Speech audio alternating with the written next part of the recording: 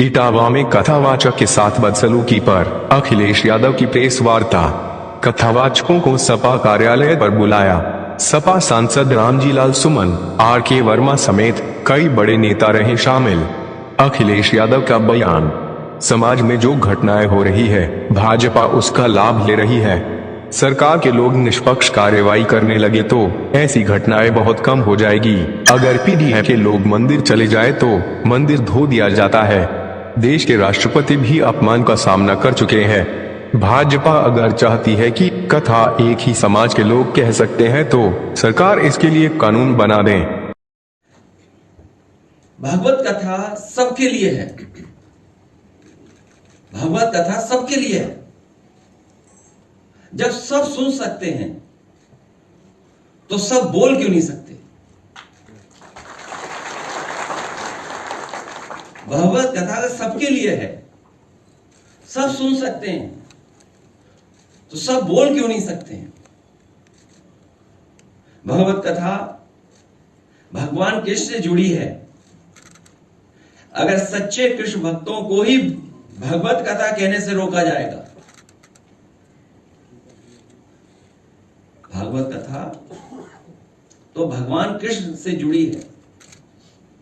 अगर सच्चे कृष्ण भक्तों को ही भागवत कथा कहने से रोका जाएगा तो कोई ये अपमान क्यों सहेगा? क्यों सहेगा कोई अपमान? कुछ लोग, वर्चस्ववादी लोग, प्रभुत्ववादी लोग कथा वाचन में अपना एकाधिकार बनाए रखना चाहते हैं। ये एकाधिकार छीने नहीं उनका। वर्चस्ववादी लोगों का एकाधिकार छीने नहीं। कथा वाचन को जिन्होंने भावना की जगह व्यवसाय बना लिया है, व्यवसाय बनाने वाले लोग हमारे इटावा कथा वाचन पीढ़ी उन्हीं कुछ प्रभुत्ववादी और वर्चस्ववादी की वजह से घटित हुआ है। अगर पीढ़ी समाज के इन लोगों को इतना ही परहेज है तो घोषित कर दें कि परंपरागत रूप से कथा कहने वाले वर्चस्ववादी पीढ़ी समाज द्वारा दिया गया चढ़ावा, चंदा, दान, दक्षिणा कभी स्वीकार नहीं करेंगे।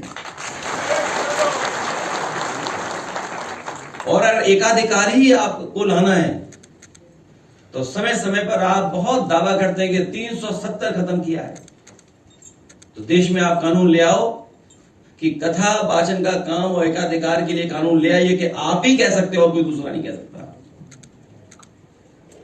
अगर पीढ़ी समाज से इन लोगों को इतना ही परहेज है तो घोषित कर दें कि परंपरागत रूप से कथा कहने वाले वर्चस्ववादी पीढ़ी समाज द्वारा दिया गया चढ़ावा, चंदा, दान, दक्षिणा कभी स्वीकार नहीं करेंगे। प्रभुत्ववादी और वर्चस्ववादी समय समय पर कभी घर को गंगा जल से तो कभी मंदिर को धुलवाकर पीढ़ी समाज का मानसिक उत्पीड़न व अपमान करते हैं, और अब तो सिर तक मुड़वा रहे हैं। अभी तक तो हमने आपने वो घटनाएं सुनी, देखी, जहां पर घरों को गंगा जल से धोते थे लोग। अगर कोई पीढ़ी परिवार का मंदिर चला जाए तो मंदिर को गंगा जल से धोते हैं, और अब तो सीमा लांग गई वर्चस्ववादी। आखिरकार किसका आशीर्वाद है? क्या सरकार का आशीर्वाद नहीं है, जिसकी वजह से सर तक मुड़वा दे रहे हैं, पेशाब तक करवा दे रहे हैं, और रात भर पीटना, पीटने के साथ साथ उनकी ढोलक छीन लेना, हारमोनियम छीन लेना, दबाव बनाकर के कितने पैसे देना था कथावाचक के लिए, उसमें जो खर्चा हुआ वो खर्चा नहीं दोगे तो रात भर पिटोगे, अगर पैसा दे दोगे तो बचोगे। आखिरकार ये वर्चस्ववादी और प्रभुत्ववादी लोग इतनी ताकत कहां से पा रहे हैं? भाजपा राज में पीढ़ी समाज को हे दृष्टि से देखा जाता है। आदरणीय रामजीलाल सुमन जी ने तो कुछ घटनाएं बताई हैं, कुछ महत्वपूर्ण पदों पे बैठे लोगों के बारे में बताया है। सुना है हमने कि देश की सर्वोच्च सीट पर बैठने वाले के साथ भी कभी अपमान हुआ है।